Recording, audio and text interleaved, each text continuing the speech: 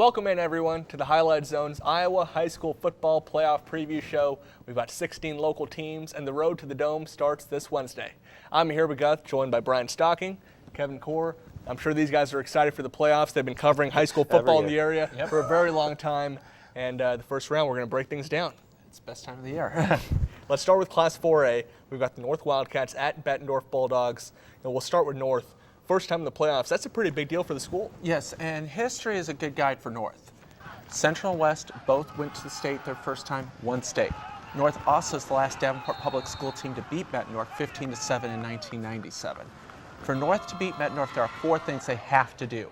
One is they cannot turn the ball over. Bettendorf is very proficient at making miscues into touchdowns. Two, do what you do, Wildcats. You run the football. You ran for 419 yards against Central.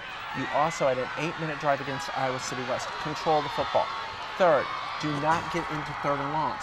You're proficient at moving the ball in 3 to 5 yard chunks. You get into third and long, that plays to Bettendorf's strengths and not to yours. And fourth, believe. Believe you can do it. They do all four things, they can definitely give Bettendorf a run for their money. You certainly have to believe. Obviously, on the opposite side, Bettendorf, a very good team, undefeated, ranked number 2 in the state. Yep. Kevin, is this a team you think could go all the way to the Dome this year? They definitely have the balance that you need to win a state championship, and that's been Wiley special since he's been there. You look at the quarterback, Odin Reidenauer. He's thrown for nearly 1,500 yards in the air, so you try to take him away, and then you go to Dax Emerson, who only has 18 touchdowns on the year. Once every 7 times he touches the ball, he gets in the end zone. And they've really rolled through the season. They opened up with Assumption, and Assumption is the only team this year that's came within a score.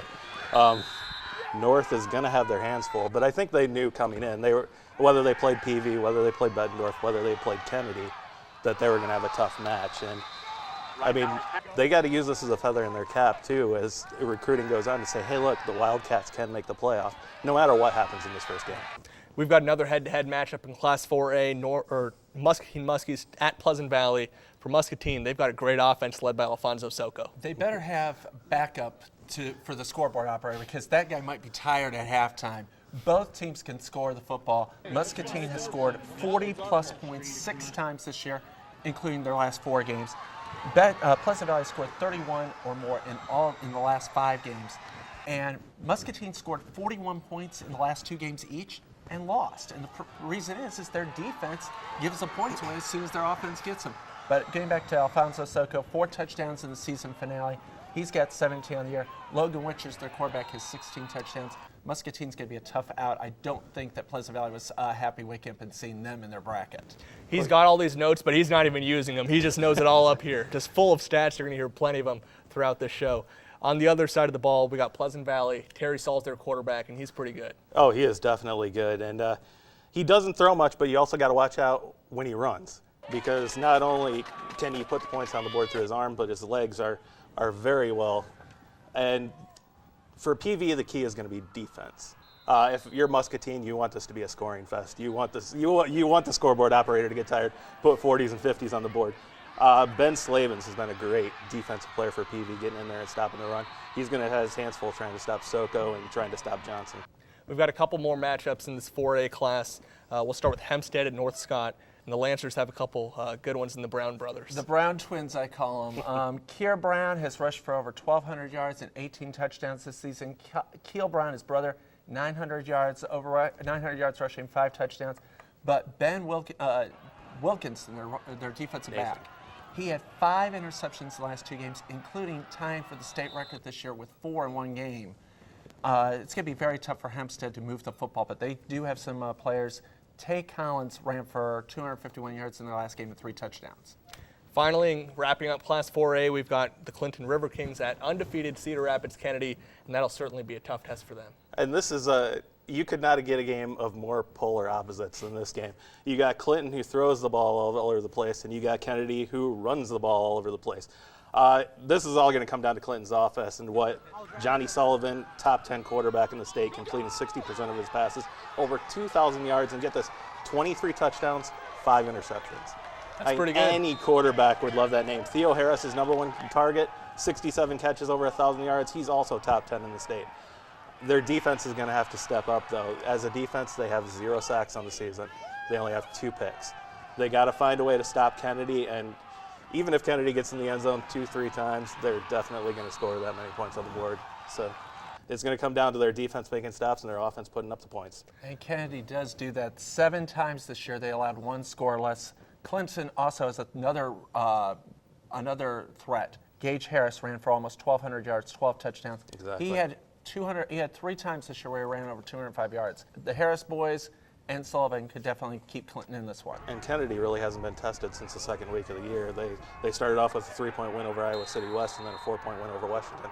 After that, they've kind of had an easy way through. So if you can keep it close, you might be able to shake this team. That wraps up Class 4A. Let's move on to Class 3A. We got Wahlert at Assumption. I just watched them win a district title. Joe Argo, man, what a beast. He's just running through guys. I love watching that guy play football. He is amazing. He's got almost over 2,100 total yards and 30 total touchdowns. And it's not just Joe Argo.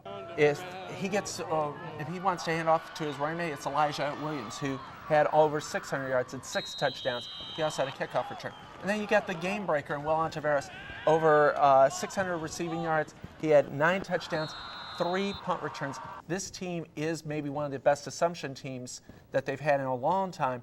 But the one question for Assumption is when they get to the playoffs, they've struggled. They're 1-8 in their last 9 playoff games. So what do you see from them in this playoff? I think they could go very far, but they have to get through these first 2 games. They haven't been to a quarterfinal since 2007.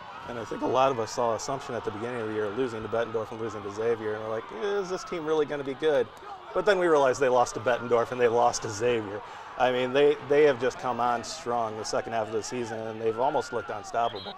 Hadn't really been tested until this final game against Washington. And they haven't lost at home yet, so.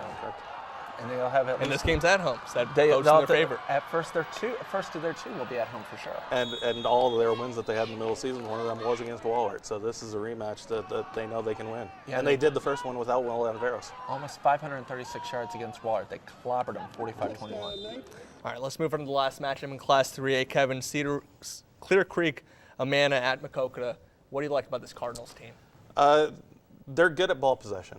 They really need to protect the ball in this game. It's a tough matchup. I mean, 5-4 Clear Creek Amana, I don't think their record really shows how good they are. I think they're a little bit better team than that. And Makokata 6-3. Clear Creek is on a big high. They had a big win in the last week just to get into the playoffs. But Makokata really has to get the completions. They've only completed 40% of their passes this year. If they turn that number up, they could be a force to reckon with in the 3A. Aaron Akers for the Clippers and Drake Benzina have to hold on to the ball. Makokata has claimed 15 fumbles. So if they put the ball on the ground, the Cardinals are like a vacuum cleaner. They'll vacuum it up and knock the Clippers out. Their defense is a beast. Jacob Croft, Lane Dundee, Andy Aarons, and they have tackles for losses all over the place. I mean, it's tough to find a hole in that front line.